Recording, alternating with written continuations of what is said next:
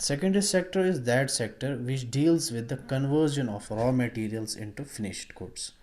Secondary sector हम किसको कहते हैं, जहाँ पर हम जो हमारे पास रॉ मटेरियल अवेलेबल होता है उसको हम कन्वर्ट करते हैं, उसका कन्वर्जन हम करते हैं इनटू फिनिश्ड गुड्स।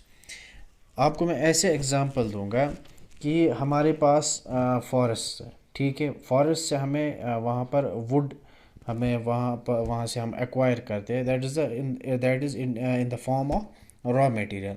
अब उसी वुड को हम फिर कन्वर्ट करते हैं, जैसे कि हम चेयर्स बनाते हैं, विंडो पेन्स बनाते हैं, डोर्स बनाते हैं, टेबल्स बनाते हैं।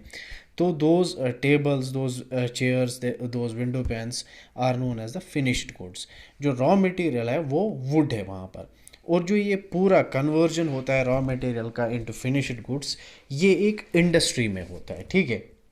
और ये इंडस्ट्री क्या है, it absorbs very large number of the population for employment and earning livelihood. आप देखिए कोई भी इंडस्ट्री लीजिए, आप एक छोटी सी स्मॉल स्केल इंडस्ट्री लीजिए आप, ठीक है, वहाँ पर आप क्या देखेंगे कि बहुत सारे जो लोग हैं, बहुत सारी जो पॉपुलेशन है वो वहाँ पर उन इंडस्ट्रीज़ में एब्जॉर्ब होती है। एब्जॉर्ब मतलब उनको वहाँ पर एम्प्लॉयमेंट अपॉर्चुनिटीज़ मिलती हैं। जब आपके पास एम्प्लॉयमेंट अपॉर्चुनिटी होगी, आपके पास रोज़गार होगा, तभी आप अपनी अर्न कर सकते हो, तभी आप जो आपका रोज़गार है वो कमा सकते हो, जब आपके पास वो एम्प्लॉयमेंट अपॉर्चुनिटीज़ अवेलेबल होंगी। तो यही जो सेकेंडरी सेक्टर है जिसमें ये इंडस्ट्रीज़ आती है, जहाँ पर हम रॉ मटेरियल को कन्वर्ट करते हैं इनटू फिनिश्ड गुड्स, ये मतलब बहुत सारे लोगों को एडजस्ट करती है, एम्प्लॉयमेंट अपॉर्चुनिटीज़ प्रोवाइड करती है, और उन एम्प्लॉयमेंट अपॉर्चुनिटीज़ के ज़रिए से वो अपना जो अर्निंग है वो अर्न करते हैं, ठीक है। अब जो सेकेंडरी सेक्टर है, it involves manufacturing and construction. जो भी आप मैन्युफैक्चरिंग मतलब क्या, जहाँ पर कोई चीज़ बनती है, ठीक है, या कंस्ट्रक्शन की बिल्डिंग्स वगैरह, ये सब इसी में आती है, ये सेकेंडरी सेक्टर में आते हैं, ठीक है। आप देखोगे कहीं पर कंस्ट्रक्शन चल रही है, किसी बड़ी बिल्डिंग की कंस्ट्रक्शन चल रही है, आप देखोगे वहाँ पर बहुत सारे मज़दूर काम करते रहते हैं, ठीक है। तो उनको एम्प्लॉयमेंट अपॉर्चुनिटी मिलती है, वो अपना ये लाइवलीहुड अर्न करते हैं, ठीक है। दूसरी तरफ से आप जब मैन्युफैक्चरिंग इंडस्ट्रीज़ देखोगे, छोटी छोटी स्मॉल स्केल इंडस्ट्रीज़ देखोगे आप, वहाँ पर जब जो कारखाने होते हैं जहाँ पर ये चीज़ें बनती हैं, ठीक है, रॉ मटेरियल को कन्वर्ट किया जाता है इनटू फिनिश्ड गुड्स, वहाँ पर देखोगे आप बहुत सारे लोग जो हैं वो काम करते रहते हैं, जिनके पास एम्प्लॉयमेंट रहती है। तो उस एम्प्लॉयमेंट अपॉर्चुनिटीज़ के ज़रिए से they they can earn their livelihood, ठीक है। It's only possible through this sector which is secondary sector, ठीक है। अब जो इसकी इम्पोर्टेंस है, the importance of secondary sector can be understood with the help of the following facts. हमारे पास कुछ फैक्ट्स हैं जिनके ज़रिए से आप ये समझ सकते हो कि what is the economic importance of secondary sector in Jammu and Kashmir state which is now the union territory of India. First of all, medium and small scale industries, जो यहाँ पर मीडियम या उससे छोटी छोटी इंडस्ट्रीज़ हैं, उनके ज़रिए से हमारे पास वो फैक्ट्स हैं, उनके ज़रिए से हम समझेंगे what is the economic importance of this sector in J&K's economy. According to the government of India's MSME survey, medium small scale industries जो है, ये जो सर्वे हुई यहाँ पर स्टेट में, या state of Jammu and Kashmir में, तो इन्होंने यहाँ पर देखा कि कितनी MSMEs हैं यहाँ पर। 18,345 MSMEs हैं, MSME इंडस्ट्रीज़ हैं, ऑफ विच 14,993 आर वर्किंग। इनमें से out of 18,345, 14,993 are working industries, 1831 are closed. इनमें से जो 1831 जो इंडस्ट्रीज़ है वो बंद पड़ी हैं, वायर एज 1521 यूनिट्स आर नॉन ट्रेसेबल। कुछ यूनिट्स ऐसे जिनको ट्रेस ही नहीं किया गया, मतलब जो रिकॉर्ड्स में है लेकिन मतलब वो उनको ट्रेस नहीं कर पाए कि वो कहाँ पर है, ठीक है। तो उनकी जो नंबरिंग है दैट इज़ 1521 यूनिट्स। एमंग जो वर्किंग कर रही हैं, that is 14,993 working units. There are 14,572 micro. इसमें जो 14,993 वर्किंग यूनिट्स जो है, इसमें से जो है 14,572 जो है वो माइक्रो इंडस्ट्रीज़ हैं, 408 जो है वो स्मॉल हैं, एंड 13 जो है वो मीडियम स्केल यूनिट्स है। ठीक है, माइक्रो स्मॉल मीडियम एंटरप्राइजेस। ठीक है, MSME की जो फुल फॉर्म है, माइक्रो स्मॉल मीडियम एंटरप्राइजेस। ठीक है, तो आप देखोगे टोटल जो है वो है हमारे पास 18,345, उसमें से 14,993 जो है वो वर्किंग है, 1831 जो है वो क्लोज है, मतलब बंद पड़ी है, वायर एज 1521 यूनिट्स और नॉन ट्रेसेबल, जिनका कोई अता पता ही नहीं है। ठीक है, अब जो वर्किंग है उनमें से जो है, जो माइक्रो है वो है 14,572, और जो स्मॉल है वो है 408, और जो मीडियम स्केल यूनिट्स हैं वो है 13 यूनिट्स। ठीक है, और ये कितना ज़्यादा एम्प्लॉयमेंट प्रोवाइड करती है यहाँ JNK के लोगों को। It provides almost 9,100 sorry employment तो ऑलमोस्ट 90,158 पर्सनस। ठीक है, मतलब ये जो इतनी सारी इंडस्ट्रीज़ हैं यहाँ पर जो वर्किंग है, चाहे वो माइक्रो हो, स्मॉल हो या मीडियम स्केल यूनिट्स हो, 90,158 पर्सनस ऐसे हैं जिनको यहाँ पर ये एम्प्लॉयमेंट अपॉर्चुनिटीज़ मिलती है। ठीक है, जब इनके पास ये एम्प्लॉयमेंट अपॉर्चुनिटीज़ रहेंगी तो ये मतलब कितना ज़्यादा इनके पास जो रेवेन्यू जनरेट होगा, उससे दोनों को फ़ायदा है। एक तो ये जो वहाँ पर काम कर रहे हैं इनको भी फ़ायदा है, और जो बिजनेसमैन है, जो एंटरप्रेन्योर्स हैं, उनको भी फ़ायदा है, प्लस स्टेट को भी फ़ायदा है। ठीक है, क्योंकि इनका जो परचेजिंग पावर है वो बढ़ जाता है, मतलब ये जब कुछ खरीद के किसी शॉप से कुछ कंज्यूम करेंगे तभी ये इनडायरेक्ट टैक्स पे कर पाते हैं, जब इनके पास पैसा रहता है तभी। जब अगर इनके पास कोई पैसा ही नहीं रहता तो ये क्या कंज्यूम करते, और कौन सा इनडायरेक्ट टैक्स स्टेट के पास जाता है। ठीक है, तो इससे हमें पता चलता है कि that what is the importance of secondary sector in JNK's economy. ठीक है, अब यहाँ पर जो प्रोमिनेंट MSCs हैं वो है हैंडलूम्स एंड हैंडीक्राफ्ट्स। ठीक है, जो कि कश्मीर उस चीज़ के लिए मशहूर भी है। तो यहाँ पर आप देखोगे ये हैंडीक्राफ्ट्स, कहीं जहाँ बहुत सारे आप पिकनिक स्पॉट्स पे गए होंगे, पिकनिक डेस्टिनेशंस जो है हमारे पास यहाँ पर, टूरिस्ट डेस्टिनेशंस, वहाँ पर आपने ये हैंडीक्राफ्ट्स वगैरह देखे होंगे, और आपने ये चीज़ भी वहाँ पर नोट्स की होगी कि मोस्टली जो टूरिस्ट है, जो इंडिया की दूसरी स्टेट से यहाँ आते हैं, या जो फॉरेनर्स हैं वो यहाँ आते हैं, they get attracted these things, these kind of things, वो मतलब उनको अट्रैक्शन हो जाती है इन चीज़ों से, और वो इन चीज़ों को कंज्यूम करते हैं, वो इन चीज़ों को पसंद करते हैं। तो इससे क्या हेल्प होगी कि जो इकॉनमी है JNK स्टेट की वो इंक्रीज़ हो जाएगी, वो उनका जो रेवेन्यू है वो इन सब चीज़ों से जनरेट हो जाता है, हैंडीक्राफ्ट्स। ठीक है, अब जो हैंडीक्राफ्ट है it is one of the most important livelihood earning industry in Jammu and Kashmir. Handicraft आपने देखा होगा कि जो कालीन यहाँ पर बनता है, तो नो डाउट हमने जो ये आर्ट हमारे पास था, ये कारपेट वीविंग का आर्ट जो हमारे पास था, ये हमने अब मतलब छोड़ दिया है, लेकिन at once it was the important livelihood earning industry in Jammu and Kashmir. अभी भी है ये, ठीक है, अभी भी काम होता है, लेकिन उस लेवल पे नहीं होता है। This industry is unique in its terms of design. ये मतलब क्यों यूनिक है, क्यों ये उम्दा है, किस लिहाज से ये उम्दा है ये जो इंडस्ट्री है, बिकॉज ऑफ इट्स डिज़ाइन। जो वो कॉर्पेट्स बनते हैं, या जो आपने अभी पिक्चर देखी ये वाली स्लाइड, आप देखिए यहाँ पर डिज़ाइन कैसा है। ठीक है, डिज़ाइंस की वजह से जो इनकी क्वालिटी है, उस क्वालिटी की वजह से, एंड कॉस्ट ऑफ प्रोडक्ट्स, और जो कॉस्ट रहता है इन प्रोडक्ट्स का, हैंडीक्राफ्ट प्रोडक्ट्स का, ये चीज़ ये कॉस्ट या क्वालिटी या डिज़ाइन इस इंडस्ट्री को यूनिक बनाती हैं, जो कश्मीर की ये जो मेन इंडस्ट्री है, and this provides a competitive advantage on other national and international players of handicraft market.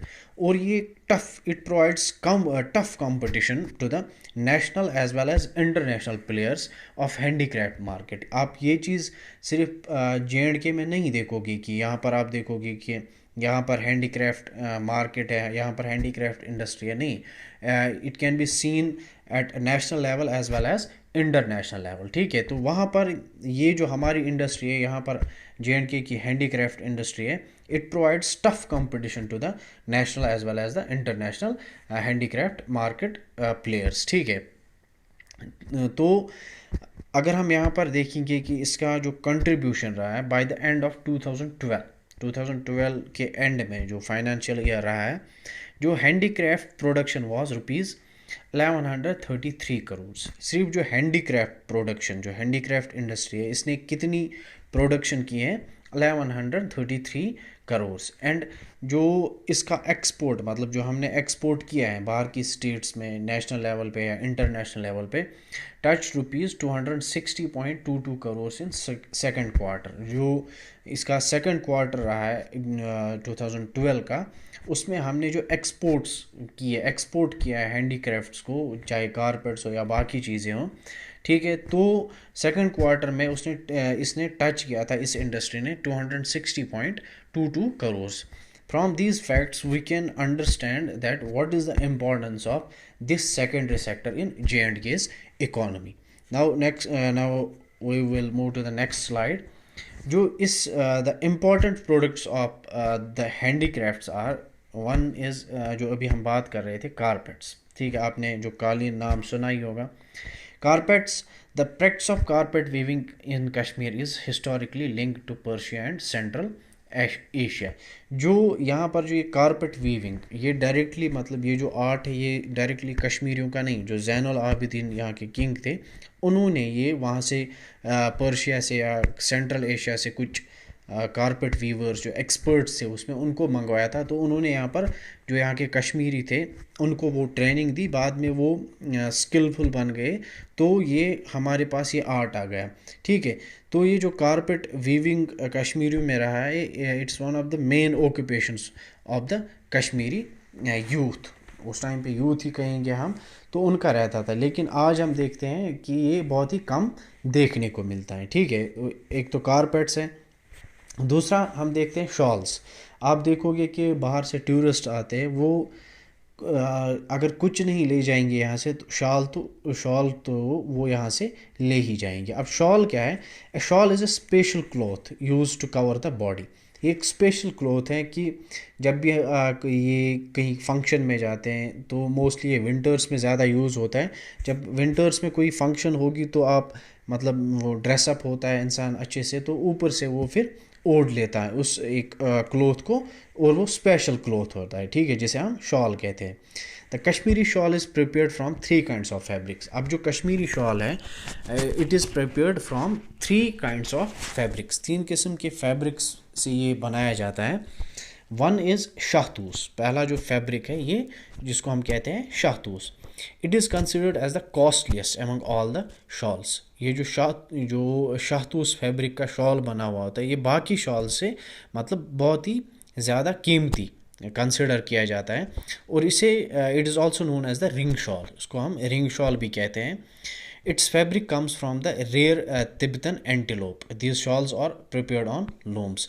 अब ये जो फैब्रिक हमें कहाँ से मिलता है? जो रेयर तिब्बतन एंटीलोप है, तो उनसे ये हम गेन करते हैं ये फैब्रिक। और ये जो शॉल्स है ये लूम्स पर प्रिपेयर किए जाते हैं। नेक्स्ट स्लाइड में मैंने आपको दिखाया, यहाँ पर आप देखोगे तिब्बतन एंटीलोप, इसका जो ये वूल होता है, ये जो स्किन होती है इसकी, तो इससे हम ये फाइबर एक्वायर करते हैं। और जो ये यहाँ पर आप देखोगे राइट हैंड साइड में लूम्स, इसी पे ये शाहतूस प्रिपेयर किया जाता है, ये बनाया जाता है। ठीक है, तिब्बतन एंटीलोप आप लेफ्ट हैंड साइड पे देख रहे हो आप, और जो लूम है जिस पे ये प्रिपेयर किया जाता है वो आप राइट हैंड साइड पे देख रहे हो अभी।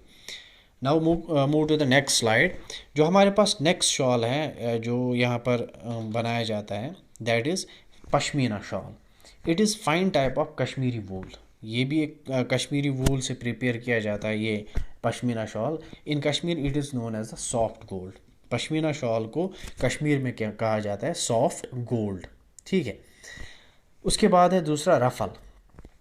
जो रफल का शॉल होता है, it is spun out of merino wool tops and is a popular type of shawl. ये भी एक मशहूर शॉल है मतलब मोस्टली पॉपुलर है ये through out the world, through out the India. तो ये कहाँ से हम ये किसके वूल से हम बनाते हैं? Merino wool. अब ये मेरिनो वूल क्या है? यहाँ पर आपने देखा है कि जो right hand left hand side पे ये वूल है, ठीक है, जो ये फैब्रिक्स जिससे रफल बनती हैं, और राइट हैंड साइड पे आप एक शीप देखोगे, ये मेरिनो मेरिनो ब्रीड है एक, इसी के वूल से ये रफल शॉल्स प्रिपेयर किए जाते हैं, ठीक है। Now next is wood carving. आपने देखा होगा कि मोस्टली आज हम प्रेफर करते हैं कि अगर हमें फर्नीचर लाना होगा अपने घरों के लिए तो हम वुडन फर्नीचर प्रेफर करते हैं, ठीक है। और वो भी वो वुडन फर्नीचर जिस पे कार्विंग की गई हो, मतलब जिस पे डिज़ाइंस बनाए गए होंगे, तो वो हम आज प्रेफर करते हैं, ठीक है। इट लुक्स ब्यूटीफुल, ठीक है। अच्छी दिखती हैं ये जो वुडन फर्नीचर हम यूज़ करते हैं, ये मतलब घर में अच्छा लगता है हमें, ठीक है। ये खूबसूरती हम हमारे होम जो हमारे हाउस से उनको प्रोवाइड करता है, ठीक है। It refers to creating designs on wood. Wood carving क्या हुआ कि हम हमारे पास कुछ लकड़ियाँ, उस पर हम डिज़ाइंस बनाते हैं। Walnut would is specially used for this purpose.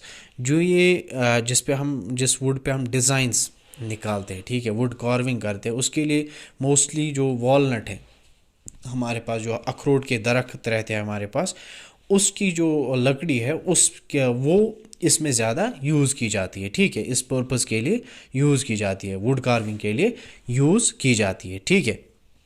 Now next जो हमारे पास आता है सेकेंडरी सेक्टर में, that is Chenab textile mills. अब चिनाब टेक्सटाइल मिल्स क्या है? It's one of the largest units that was set up in 1970s in Kathua district by के Birla group. ये एक बहुत बड़ा यूनिट है जो सेटअप किया गया, इंडस्ट्रियल यूनिट है जो सेटअप किया गया 1970s में, ठीक है। कहाँ पर? जो कठुआ डिस्ट्रिक्ट है, जम्मू डिवीज़न में जो पड़ता है। किसने? जो के बिरला ग्रुप है, उन्होंने ये वहाँ पर सेटअप किया 1970s में।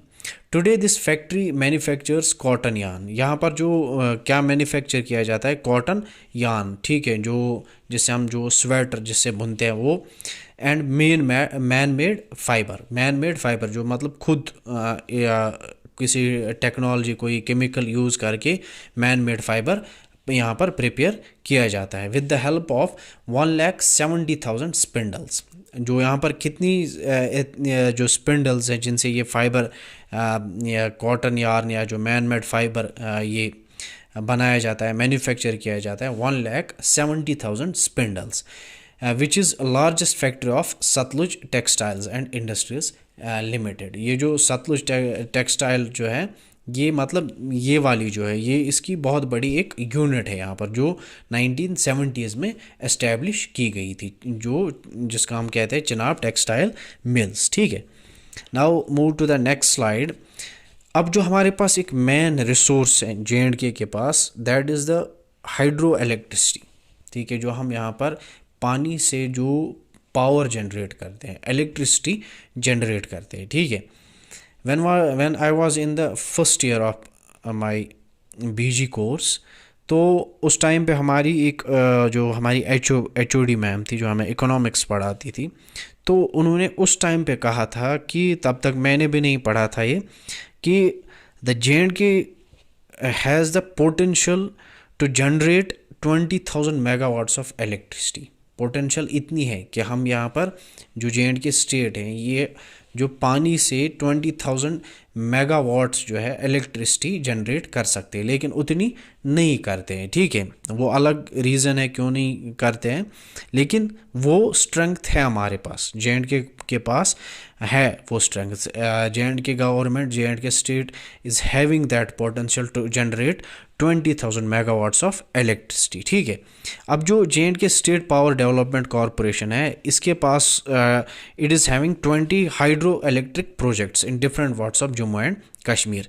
जो J and K state power development corporation है, इसके पास 20 ऐसे हाइड्रो इलेक्ट्रिक प्रोजेक्ट्स हैं जहाँ से इलेक्ट्रिसिटी जनरेट की जाती है, और different parts, these are located in the different parts of Jammu and as well as in the parts of Kashmir. अब इनमें से कुछ इम्पोर्टेंट प्रोजेक्ट्स यहाँ पर मैंने दिखाए हैं आपको। पहला है बगलियार प्रोजेक्ट, जो रिवर चिनाब पे बना हुआ है। जब आप जम्मू जाते हो तो यहाँ से जब जाते हैं तो लेफ़्ट साइड में पड़ता है, दूर से दिखाई देता है।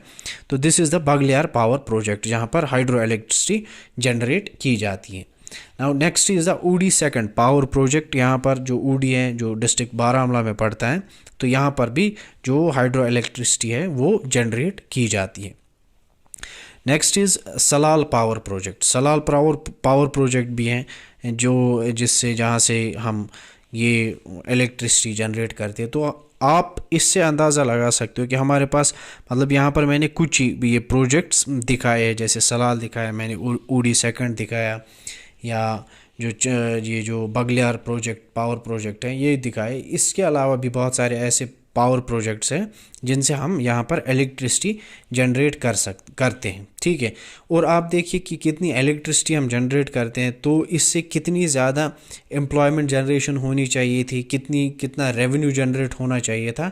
एक्चुअल में वो हो भी रहा है कि नहीं, वो दूसरा क्वेश्चन है। लेकिन हमें यहाँ से ये पता चलता है that what is the importance of what is the economic importance of secondary sector in Jammu and Kashmir economy, ठीक है, कि क्या इकोनॉमिक इम्पोर्टेंस है इस सेकेंडरी सेक्टर की, कितना एम्प्लॉयमेंट हम जनरेट कर सकते हैं, और जे.एंड.के स्टेट के लिए कितना सारा रेवेन्यू जनरेट हो सकता है, और कितने लोग अपनी जो लाइवलीहुड है दे कैन अर्न देयर लाइवलीहुड, ठीक है। तो ये हमारे पास इससे हमें पता चलता है that what is the economic importance of secondary sector in J&K, ठीक है। Now the next question here is, जो छोटा सा क्वेश्चन है जो पूछा जा सकता है एग्ज़ाम में, कि अब जो अभी पढ़ रहे थे हम सेकेंडरी सेक्टर के ही बारे में, तो इसमें इंडस्ट्रीज़ का जिक्र आया। Now what are the initiatives taken by the J and K state, J and K government to promote the industries. ऐसे कौन से इनिशिएटिव्स हैं, क्या ऐसा किया है, कौन से ऐसे इकदाम उठाए हैं जे.एंड.के गवर्नमेंट ने कि इंडस्ट्रियल सेक्टर को, सेकेंडरी सेक्टर को प्रमोट किया जाए, ठीक है। तो यहाँ पर कुछ है जो इन्होंने किया स्टेट गवर्नमेंट ने। The state government reserve some areas as industrial areas. पहली ही चीज़ इन्होंने क्या की कि जो कुछ एरियाज़ इन्होंने रखे, चाहे वो लद्दाख में रखे, चाहे वो जम्मू में रखे या कश्मीर में रखे, वो सिर्फ इंडस्ट्रियल एरियाज़ रहेंगे। वहाँ पर कोई ये कमर्शियल कंस्ट्रक्शन नहीं होगी कोई, ठीक है। किसी की मतलब से फॉर एग्जांपल मुझे हाउस कंस्ट्रक्ट करना है, मैं उस एरिया में नहीं कर सकता हूँ, ठीक है। वो बस सिर्फ रिजर्व रखा गया है इंडस्ट्रियल एरिया के लिए, ठीक है। वहाँ पर सिर्फ अगर बन सकती है तो कोई इंडस्ट्री बन सकती है। किस चीज़ के लिए, ताकि जो एंटरप्रेन्योर्स है, जो बिजनेसमैन है, जो अपना बिजनेस सेटअप करना चाहते हैं, तो उनको परेशानी ना हो कि अगर मैं for example I want to set up my own business, ठीक है, I want to start my own business, ठीक। अब मुझे वो उसके लिए साइट चाहिए जहाँ पर मुझे स्टार्ट करनी है, जहाँ पर मैं अपनी फैक्ट्री जो है वो एस्टेब्लिश करूँगा। अब मेरे क्योंकि विद इन द लोकेलिटी में फैक्ट्री एस्टेब्लिश नहीं कर सकता। अब गवर्नमेंट ने, जे.एंड.के गवर्नमेंट ने कुछ ऐसे एरियाज़ जो हैं वो रिज़र्व करके रखे हैं जो इंडस्ट्रियल एरियाज़ है, जहाँ पर मैं एक छोटा सा बिजनेसमैन अपना बिज़नेस स्टार्ट कर सकता हूँ, अपनी जो फैक्ट्री है वो वहाँ पर एस्टेब्लिश कर सकता हूँ। और जो ये land, this land is provide at concessional rates to businessman. से फॉर एग्जांपल अगर मुझे कहीं पर इस एरिया से बाहर कहीं पर मतलब 1 कनाल ज़मीन, इट कॉस्ट मी 10 lakhs, ठीक है, इस एरिया से बाहर कहीं पर। अब जब मैं यहाँ पर आता हूँ तो यहाँ पर मुझे कंसेशन मिलती है, अगर वहाँ पर मुझे 10 लाख में मिलती थी, अब यहाँ पर मुझे यही जो ज़मीन है यहाँ इंडस्ट्रियल एरिया में, ये मुझे 8 लाख या 7 लाख में मिलेगी, मतलब कुछ कंसेशन मिल रही है, ठीक है। तो ताकि ये जो बिजनेसमैन है ये अपना बिज़नेस स्टार्ट कर सके, ठीक। ऐसे इनिशिएटिव्स लिए हैं जे.एंड.के स्टेट गवर्नमेंट ने टू प्रमोट द इंडस्ट्री। अब कुछ एरिया जैसे बाग अली मर्दान, रंगरेठ, खनमो, बारामूला, अनंतनाग इन कश्मीर डिवीज़न, ये सभी जो एरियाज़ हैं ये इंडस्ट्रियल एरियाज़ हैं जो इंडस्ट्रीज़ के लिए रिज़र्व करके रखे गए हैं, इंडस्ट्रियल एरियाज़ के लिए रिज़र्व करके रखे गए हैं कश्मीर डिवीज़न में। और जम्मू में जो है वो है बड़ी ब्राह्मणा, सांबा एंड कठुआ। यहाँ पर ये जम्मू डिवीज़न में है जहाँ पर ये इंडस्ट्रियल एरियाज़ हैं, रिजर्व्ड इंडस्ट्रियल एरियाज़। और जो लद्दाख में है लेह और खुरबटंग, ठीक है। ये जो दो इंडस्ट्रियल एरियाज़ हैं ये रिजर्व रखे गए हैं लद्दाख में, ताकि जो बिजनेसमैन है वो they can start their own business, ठीक है। Now the third question of this and the हम ये भी कह सकते हैं one of the important questions, economic importance of tertiary sector. Now what is tertiary sector? Tertiary sector, it provides support to the primary sector and secondary sector. ये एक ऐसा sector है जो दो सेक्टर हमने पढ़े, प्राइमरी सेक्टर हो या सेकेंडरी सेक्टर, उनको ये सपोर्ट प्रोवाइड करता है, ठीक है। It's also known as the service sector. अब इसमें क्या क्या आता है, ये क्या क्या इंक्लूड करता है? बैंकिंग इसमें आती है, इंश्योरेंस आता है, वेयर हाउसिंग आती है, post and telegraph, hospitality, tourism and health, ये सभी जो किस में लाई करते हैं? दिस टर्शियरी सेक्टर, और we can say the service sector. अब जो इसमें जो पहला है जो टर्शियरी सेक्टर में, which is one of the most important aspect of this sector, that is tourism industry. Tourism industry कैसे? जो टूरिज्म इंडस्ट्री है, it has always proved to be a huge source of income and employment to the residents of the state. आप देखोगे tourism से वाबस्ता जितने भी हैं, whether the hotels, the transport, ठीक है, ये सभी जो हैं ये टूरिज्म से रिलेटेड है।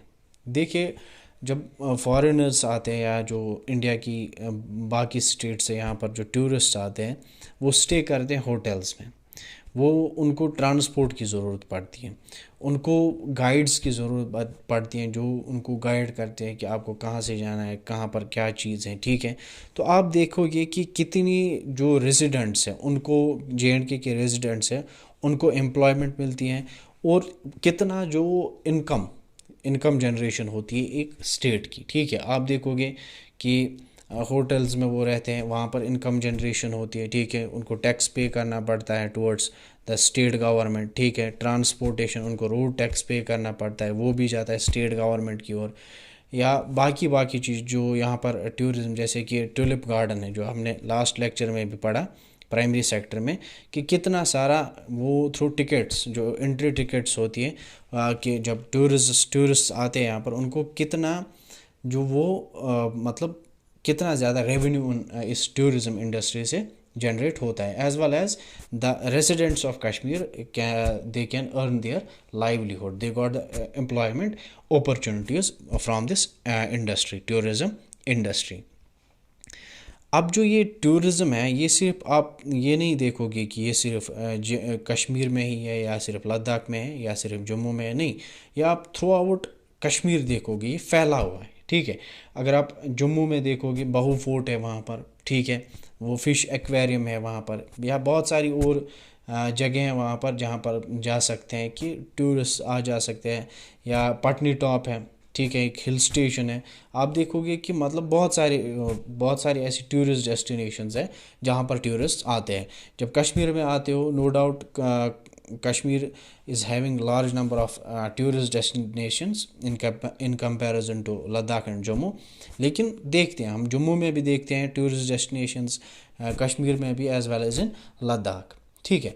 अब कश्मीर में आप देखते हो गुलमर्ग देखते हो, पहलगाम देखते हो, सोनमर्ग देखते हो, जो मुगल गार्डन्स है, ट्यूलिप गार्डन है, बॉटनिकल गार्डन है, ठीक है। मतलब ऐसी जो ये tourist destination, Dal lake, famous Dal lake आप देखते हो, वो है वुलर लेक, ठीक है, world's large fresh water lake, ठीक है। तो वो चीज़ें आप देखते हो, ये मतलब पूरे हर एक पार्ट में फैला हुआ है, ठीक है। अब ये चीज़ भी आप को याद रखनी है कि ये सिर्फ जो JNK की जो मेन सिटीज़ है, जैसे श्रीनगर वहाँ पर है सिर्फ, या आप देखोगे जम्मू है मेन सिटी है वहाँ पर है सिर्फ, नहीं, जो फार फ्लंग एरियाज़ हैं वहाँ से ये जो टूरिस्ट डेस्टिनेशन है ये टूरिज़्म स्प्रेड हुआ है, ठीक है। तो it can B A destination tourism और पिलग्रिमेज टूरिज़्म। डेस्टिनेशन टूरिज़्म हुआ से फॉर एग्जांपल टूरिस्ट आते हैं गुलमर्ग ऐसे ही घूमने के लिए, गुलमर्ग देखने के लिए, स्कीइंग करने के लिए विंटर्स में, ठीक है, या समर्स में आते हैं वो जो अफरवट पीक है, ठीक है, वहाँ पर जाने के लिए, गंडोला में जाने के लिए, ठीक है, मतलब नेचुरल ब्यूटी देखने के लिए। These are the destination this is the destination tourism. या मुगल गार्डन्स आते हैं कि कितने खूबसूरत गार्डन्स हैं वो देखने, this is known as the destination tourism. और पिलग्रिमेज टूरिज्म, आप देखोगे कि यहाँ पर अमरनाथ यात्रा के लिए लोग आते हैं। आप देखो कि वहाँ पर कितने सारे जो कश्मीरी हैं दे अर्न देयर लाइवलीहुड, ठीक है। इस जो पिलग्रिमेज टूरिज्म यहाँ पर होता है, अमरनाथ यात्रा होती है या जो मेला खीर भवानी लगता है, ठीक है, तो वहाँ पर आप देखोगे कि कितनी ज़्यादा एम्प्लॉयमेंट जनरेशन होती है, कितनी एम्प्लॉयमेंट अपॉर्चुनिटीज़ मिलती हैं, कितने लोग जो है वो अपना जो लाइवलीहुड है वो अर्न करते हैं। या आप देखोगे कटरा में वैष्णो देवी जो टेम्पल है, वहाँ पर लोग आते हैं बाकी स्टेट्स से जो हिंदू ये रिलीजन में अपना बिलीफ रखते हैं, फेथ रखते हैं, तो वो आते हैं, पहलगाम आते हैं, ठीक है, गांदरबल आते हैं। तो यहाँ पर आप देखोगे कितनी स्टेट की कितनी रेवेन्यू जनरेशन होती है, कितनी एम्प्लॉयमेंट अपॉर्चुनिटीज़ क्रिएट होती है और कितने लोग अपनी जो लाइवलीहुड है वो अर्न करते हैं, ठीक है। अब J&K state attracts tourist throughout the year in summer as well as in winter. आप देखोगे कि जो J&K स्टेट है यहाँ पर आप सिर्फ समर्स में नहीं देखोगे कि टूरिस्ट आते हैं सिर्फ समर्स में, they can be seen as well in winters, ठीक है। विंटर्स में भी आप देखोगे कि कितने सारे टूरिस्ट यहाँ पर आते हैं। तो इससे आपको पता चलता है कि जो टूरिज़्म इंडस्ट्री है what importance it is having in the state in the economy of J&K, ठीक है। What is the contribution of tourism industry in the economy of J&K, तो ये कितना कंट्रीब्यूट करती है।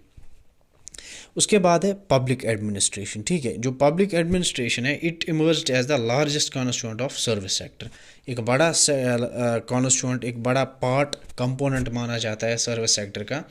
It's present share in GSDP, जो gross state domestic product है, वो पब्लिक एडमिनिस्ट्रेशन का कितना है 19.74%, ठीक है।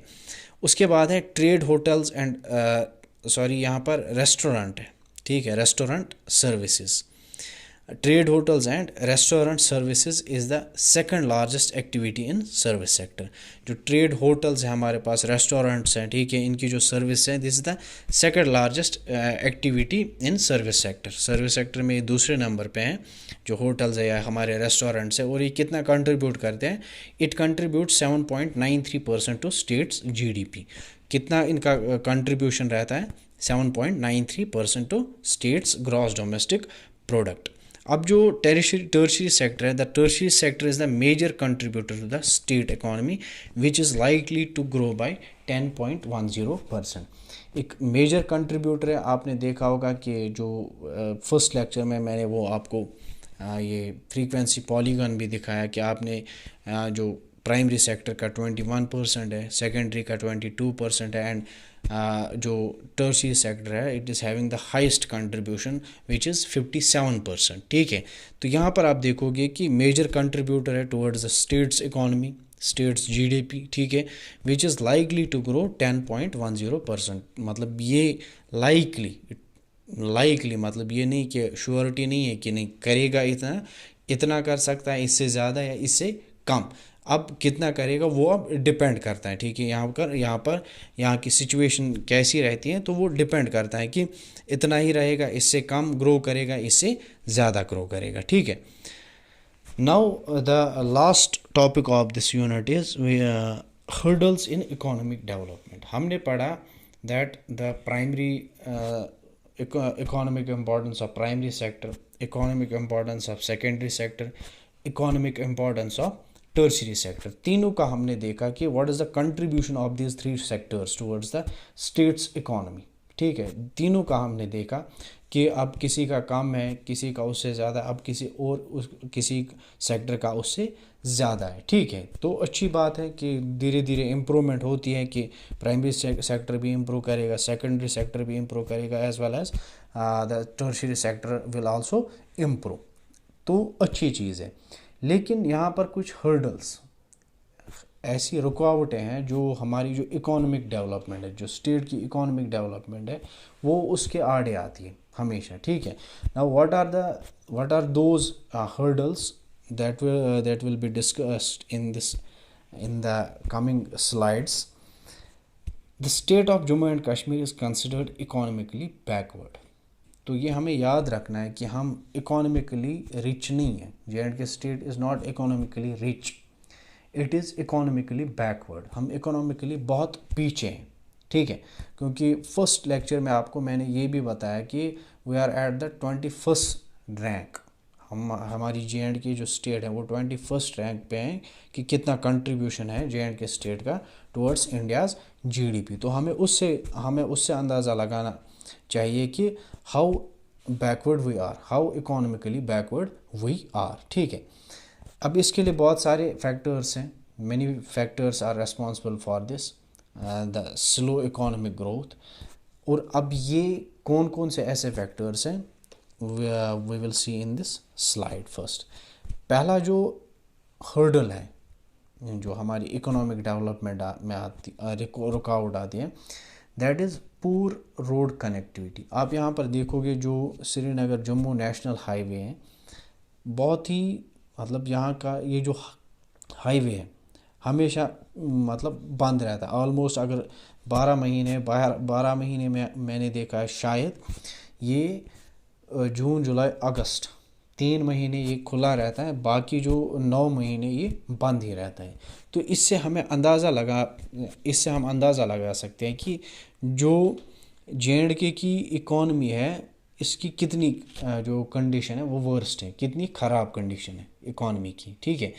Because in Jammu and Kashmir hilly terrain as well as climatic conditions make the construction of roads difficult and expensive. जो यहाँ की जो ज्योग्राफी आप देखोगे मोस्टली हिली एरियाज़ हैं, ठीक है। एंड जो यहाँ की क्लाइमेटिक कंडीशंस है वो भी ऐसी है कि मतलब जैसे हम इंग्लैंड में रह रहे हो कि कब पता नहीं कब बारिश होगी कब बर्फ़ होगी, ऐसा हमारा यहाँ पर क्लाइमेट है।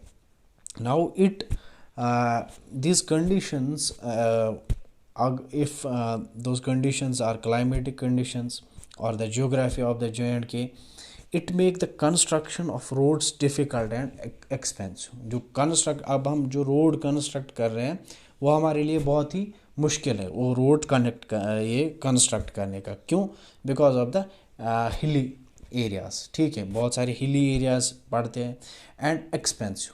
अब हम रोड कंस्ट्रक्ट करते हैं तो हमें इसमें बहुत सारा पैसा खर्च होता है, ठीक है।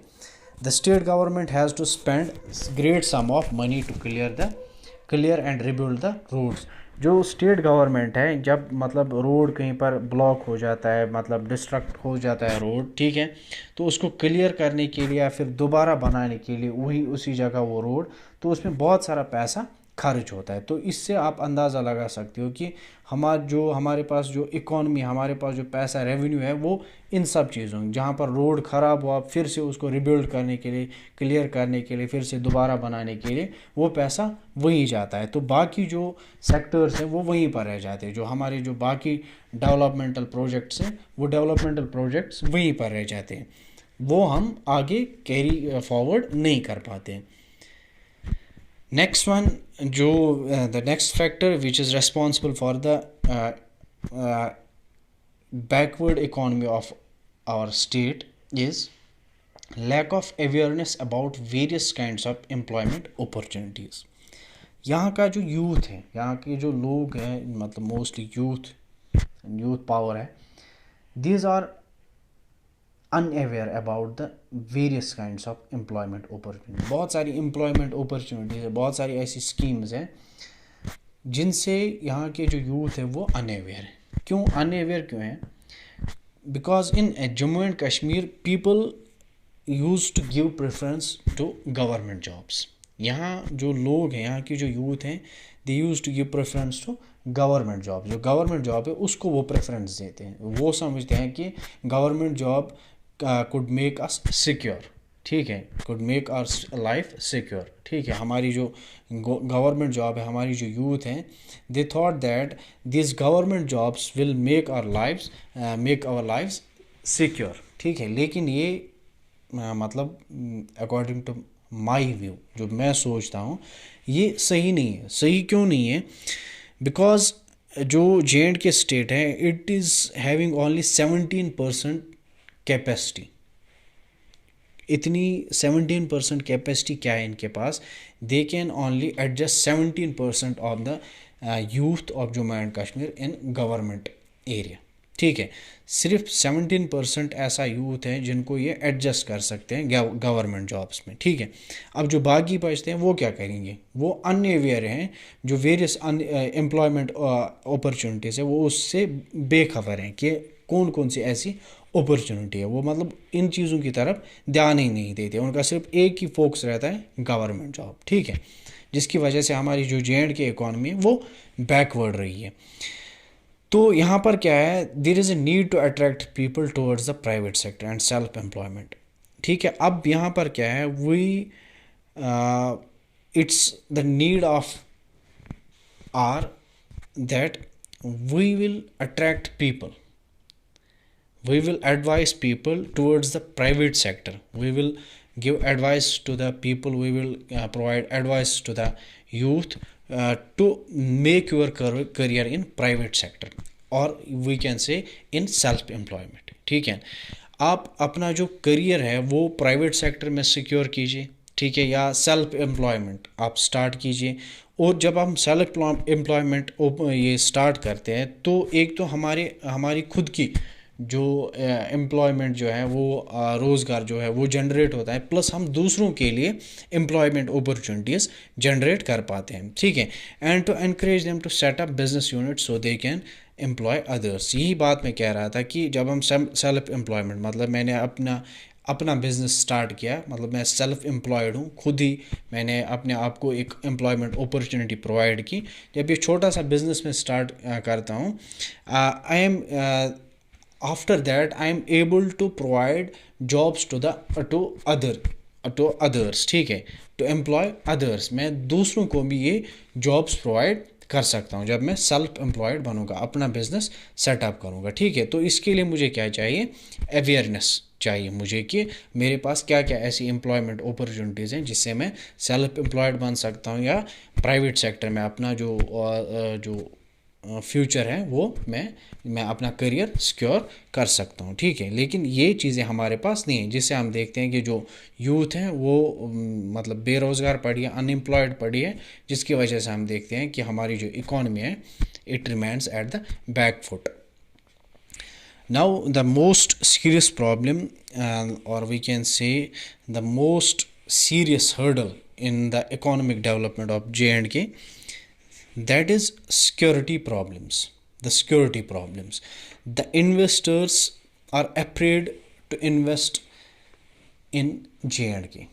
जो इन्वेस्टर्स है, जो इन्वेस्ट करना चाहते हैं, वो डरते हैं इस चीज़ से कि हम JNK में क्या क्या इन्वेस्ट करेंगे, कौन सी अपनी फैक्ट्री वहाँ पर एस्टेब्लिश करेंगे, वो डरते हैं। डरते क्यों हैं, क्योंकि you have to remember this thing that an economy functions best when there is peace and tranquility in the region। एक इकॉनमी तभी फंक्शन करती है, प्रॉपरली फंक्शन करती है, जब वहाँ पर आप पीस देखोगे, अमन शांति देखोगे। ठीक है, आप देखोगे जितनी भी वर्ल्ड में जितनी भी डेवलप्ड कंट्रीज़ हैं वहाँ पर आप मोस्टली पीस देखोगे। हम ये नहीं कहेंगे कि 100% पीस है, लेकिन अगर 100 नहीं है, एटलीस्ट देयर इज़ 80% पीस। ठीक है, 80% है चलो, या 85% पीस है, that is why they are developed, इसीलिए वो डेवलप्ड है। ठीक है, अब यहाँ पर जो पीस नहीं है, अमन नहीं है, जिसकी वजह से हम देखते हैं it's absence creates situation of fear and uncertainty. ये जो एब्सेंस है, पीस की एब्सेंस है, अमन जो शांति है वो यहाँ पर नहीं है JNK स्टेट में, जिसकी वजह से यहाँ पर लोगों के अंदर एक डर रहता है और एक अनसर्टेनिटी मतलब कि कब क्या हो जाए किसी को पता नहीं है। ठीक है, in such reasons investment comes to halt, consumers and businessman are not able to make decisions.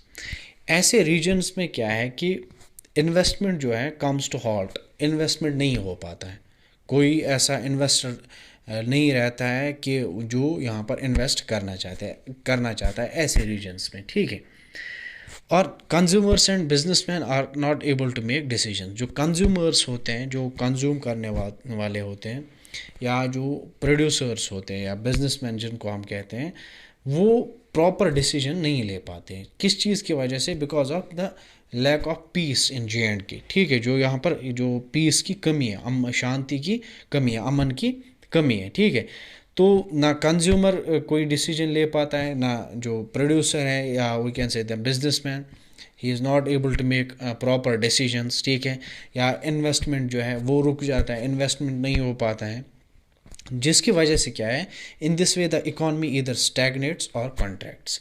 क्या होता है कि जब ये चीज़ें हो जाती हैं, इन्वेस्टमेंट कोई नहीं करता है स्टेट में, कंज्यूमर डिसीजन नहीं ले पाता है proper decision, businessman proper decision नहीं ले पाता है, जिसकी वजह से क्या है, जो इकॉनमी है या तो वो स्टैग्नेट मतलब वहीं पर ठहर जाती है।